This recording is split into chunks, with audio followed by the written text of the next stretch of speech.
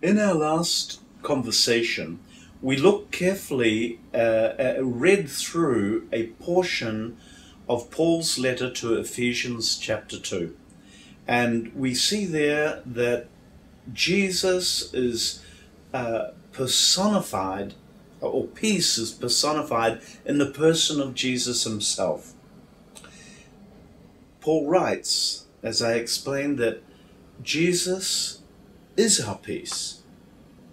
As his followers, we know that the scripture states that Jesus has destroyed the dividing wall of hostility between our peoples, between men and women, between Jews and people from the nations.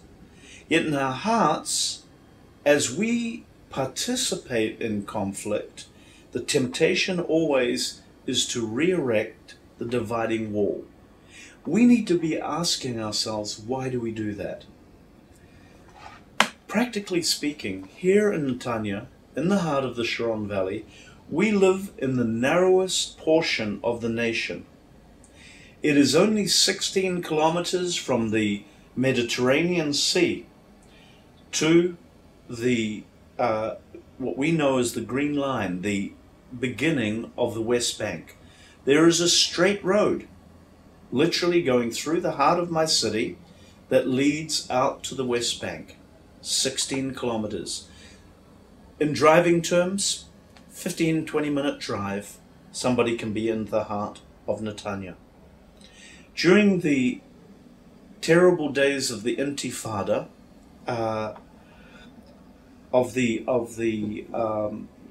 coming up in the year beginning in October of 2000, going on into 2001, and for the coming 5 years, those terrible years, we saw all the atrocities of suicide bombing rise up, bringing the nation into a state of terrible fear. Here in this very vulnerable, narrow part of the country, we became known as the soft underbelly of the nation.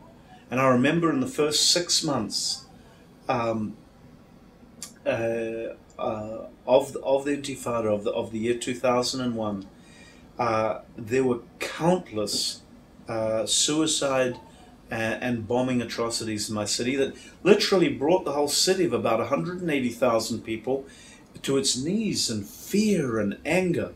The whole psyche of our city changed. It was terrible.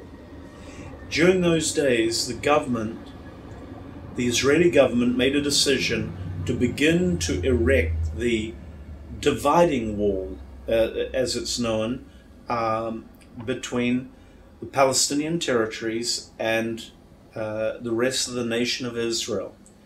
It became actually known as the separation wall, and it remains there, and hundreds of kilometers of it are now built. But in those early days, the first section was built right here beside Netanya, because we were so very vulnerable here. Those of us living in my city, initially we rejoiced at the building of this wall, because virtually overnight the atrocities, the suicide bombings stopped.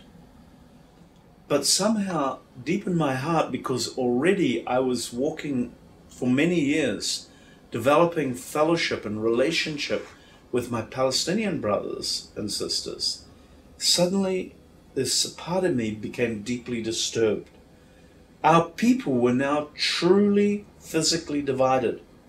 How would this affect the fellowship of followers of Messiah from both sides of the now existing checkpoints?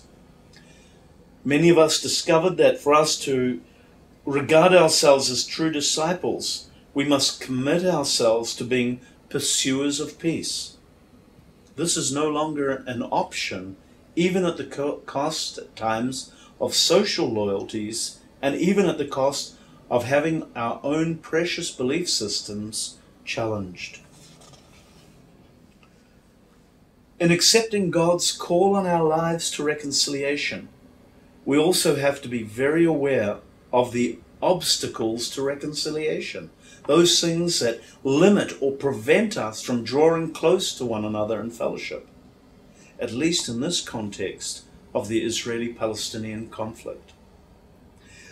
I want to look at, briefly, but I want to look at 5 of these obstacles, and this is by no means an exhaustive list, but 5 of these things, and look at them in view of what God is doing in our lives and what the Scripture is saying. The first obstacle that we face, first obstacle to reconciliation, is the fact that our conflict is very complex. Politicians and diplomats, some of the best minds throughout the world, have attempted to work out a solution for coexistence between our two peoples for decades. But the political situation, however, fails to mend the relationships between the two communities. Why are we failing? Why have these all attempts failed? The millions upon millions of dollars that have been poured in to every initiative. Failure. Attitudes of hatred and prejudice, you must understand, begin at a very early age in our society. When I was serving as a combat soldier in the city of Hebron, in the midst of the city of the patriarchs, but right deep in the heart of the West Bank, God showed me through another incident there why we were getting no closer to resolution. Where was the real problem lying? As I was serving with my unit there, one day we were given the duty of guarding a compound where a large group of ultra-Orthodox Jewish families were living and bringing up their children. They had a synagogue there, and this was right in the heart of of Hebron. And so I looked on this. It was a morning hours, a beautiful day, and my comrade at arms and myself, we were happy because we were looking forward to coffee and cakes and biscuits that were inevitably going to be brought to us from the families. But we'd only been there at the gate maybe 20 minutes or so in the fairly early morning. Already people were on their way to work, and Palestinian Muslims were going by. Women were heading towards the local shuk, the local market. Suddenly, there were 2 small children, a little boy and a little girl, his sister, age of approximately 6 and 4 years old, suddenly ran down a stairway within the compound behind us, Jewish children, and ducked out through the gateway between our legs. We were just leaning against the fence there. And they stood on the side of the road and began cursing the Muslim Arab ladies that were walking by on their way to the market. Cursing them and then reaching down and throwing handfuls of stones on them. And we just looked in horror because we thought, oh my gosh, this could cause a major international incident. I asked my comrade to guard the gate, and I grabbed these 2 kids under my arms with a rifle on my back. I ran up the stairway to the home where I saw them come out from, and I knocked on the door of their apartment with my boot, and the mother came to the door, and she said, "What are you doing with my kids?" And I shoved them through the doorway, and I explained to her briefly that this is what your children had been doing. And instead of thanking me for rescuing her children, she turned on me and said, "How dare you interfere with my children? They have every right to express themselves in whatever way they want." This is a 6-year-old and a 4-year-old.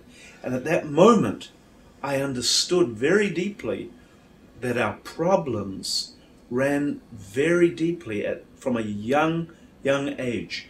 That all the efforts towards reconciliation by the diplomatic community, the political community, was not touching it where the real hatred was beginning. Of course, these children are learning these things from their own homes, and we are very aware that these values or lack of values, these attitudes, this hatred, this racism is being instilled in our children from both communities, even in our education systems at times. So we begin to understand just how deep and how complex this these obstacles are. Secondly, we need to look at the obstacle of a thing we call collective memory. Collective memory are those those ways that we intentionally perpetuate our own perception of history, our own historical narratives, and how we perpetuate them to successive generations by way of our education systems and by way of our commemorations year after year. We do this even in our respective faith communities. Some of these memories are very painful and are kept alive by commemorating them year after year. For example, each year we Israelis, we celebrate independence. We celebrate the formation of the State of Israel in 1948, and while on that same day our Palestinian neighbors commemorate, do not celebrate with us, but commemorate a thing they call Nakba in Arabic, the day of great tragedy, where they experienced their subsequent displacement. The formation of the state as a Jewish homeland for my people, for them, resulted in displacement, loss of dignity, occupation, all sorts of things that would follow until today. To try and understand this dynamic better, we in our reconciliation ministry began to bring together groups of leaders, people that we'd walk with for some time and could trust, and to really learn to step into one another's shoes, to hear one another, to experience things like what happened in 1948, and to hear it from one another's perspective. When we did that, God moved our hearts to compassion and sensitivity. It broke down some of the barriers. These were just simply beginning to be willing to hear one another and one another's perspectives. In the next program, I want to look at 2 or 3 other obstacles to reconciliation. One of them is going to be on the enormous imbalance of power between our respective communities. Another one will be what happens when we begin to dehumanize one another. The sort of thing that happened to me as I was body searching that young man down in Gaza so many years ago. What happened to him as he looked upon me as not as a man, but as a soldier in uniform. I also will look at the obstacle of our respective identities and how that can affect the way we are willing to reach towards one another in fellowship. So I invite you to walk on with me as we look at these things and then look at the true answer to these obstacles through the one that truly is our peace, the Messiah Jesus. God bless you all.